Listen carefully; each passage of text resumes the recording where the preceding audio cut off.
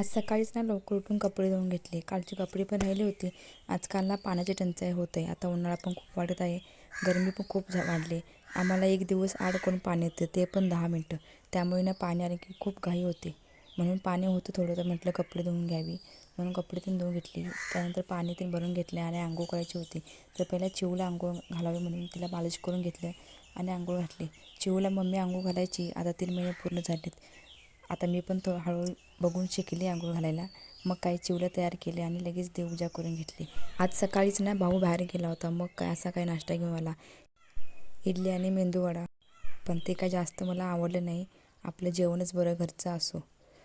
दुपारी ना चिऊचे पप्पा आले होते चिऊला भेटायला. थोडा टाईम थांबले आणि दुपारच्या टाईमला ना असा काहीतरी उद्योग चालू असतो आमचा. परड्यात खूप चिकू लागले तर काय भावाने लगेच चिकू मिल्कशेक तयार केला. असलं काय ते त्यालाच करायला आवडतं.